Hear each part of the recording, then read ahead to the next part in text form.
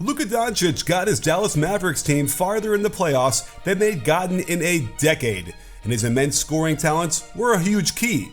But aside from his individual brilliance with the ball in his hands, I wanted to take a closer look at what the offense under Jason Kidd was doing to spring him open for easier shots. So, let's examine how Doncic was able to leverage ball movement, player movement, and his teammates to get him easy and open shots.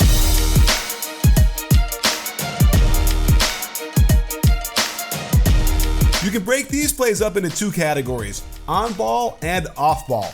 First, let's look at how the Mavs generated offense by getting Luka far away from the ball to start. What seems like a simple spread pick and roll out top was just misdirection, as Luka waits patiently on the left block until they can execute pistol action with the pin down into handoff going to Luka's strong right hand. Powell is now rim running, putting Capella in a tough situation guarding two players, and Doncic takes advantage. You'll notice Luka loves to start on that left block in a lot of these sets, and here's the same play, this time with Brunson initiating the pick and roll. Also check how Luka makes his first dribble with the inside hand. This helps him turn the corner better and ensure his defender can't knock the ball away from behind. The roll by Powell again pulls the center out of the way and allows an easy layup. The pistol action with Luka starting on the left block is something they clearly love running, with other clever ways to get into it. A pin down on the right side might get them a potential shot, but on the other side, Luka gets flex action with the screen and the slice cut. Then the pin down by Brunson, topped off with the dribble handoff across the top. Watch how Dort is forced to pinball off of multiple Mavericks, unable to navigate the seas of bodies and allowing Luka to find the wide open step back for three. Here's that same play again, and the idea is that Luka's man might be tempted to focus on the slice cutter first and then be out of position to chase. Instead, his defender slides to the outside, meaning he'll be two steps behind once he comes off the pistol action across the top. He's got his choice of lob or layup as he lifts early and glides to the basket for the finger roll. They'll also start Luka in the left corner on the weak side, running a little Princeton-ish offense with the handoff into pass and follow out top. This turns into that same pistol action as Porzingis sets a screen before Powell hands it off. Another inside hand dribble from Luka gets him going downhill, and Valanciunas is dealing with a 2-on-1 mini fast break. Stopping the ball is always the priority, as Luka proves this with the finger roll. Here's a horn set with a double high post and both corners filled. They get the other version of pistol as Luka gets the handoff first, then gets the ball screen while going to his strong hand. Look how far his man is trailing the ball in this action.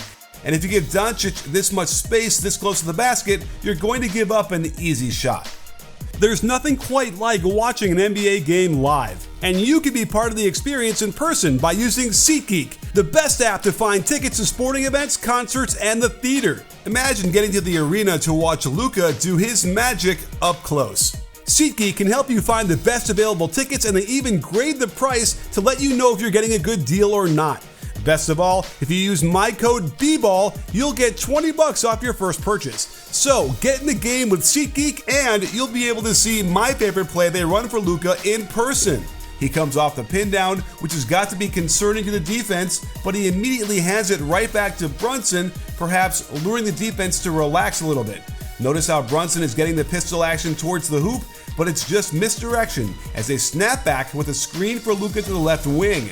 He's got a major closeout to attack, love the split crossover, and by getting this deep to the middle, the only thing you can hope for as a defender is that he misses. Now let's examine the sets they run when he starts on ball. While this begins with him bringing it up, he quickly initiates to the left wing, the back screen gets him a couple of steps on his defender, the pin down on the left side gets him even more room on the catch, and watch this clever adjustment of the traditional low post split. Normally, Luka would enter into the post and screen for Bullock coming around looking for a three-point shot. Instead, Bullock cuts through to screen Powell's man, who is flare screening for Luka, meaning the help won't be there on the catch. The immediate attack on the gather means no one is there to stop him from getting the layup. Out of horns, it gets pretty simple, as the weak side high post simply sets a back screen for Luka on his cut to the hoop. Making this pass from the high post area is easy for just about any player, and it gets them the easiest shot Luka took all season.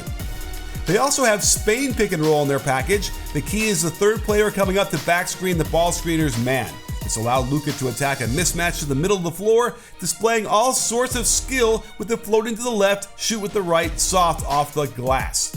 And this one caught my eye as Luka gets a double ball screen to his left. The second ball screener sets the pin down for Porzingis. Here comes the handoff into ball screen back to Luka's right, and he makes the Defensive Player of the Year look foolish on the behind-the-back dribble. Pause, then hit the wide-open 17-footer. Jason Kidd had an impressive debut with the Mavs, and he'd be wise to expand upon these actions even more to generate easy shots for Luka that will keep him fresher for the playoffs and also make everything work for his teammates infinitely better. And that could mean being even more competitive if they get back to the Western Conference Finals.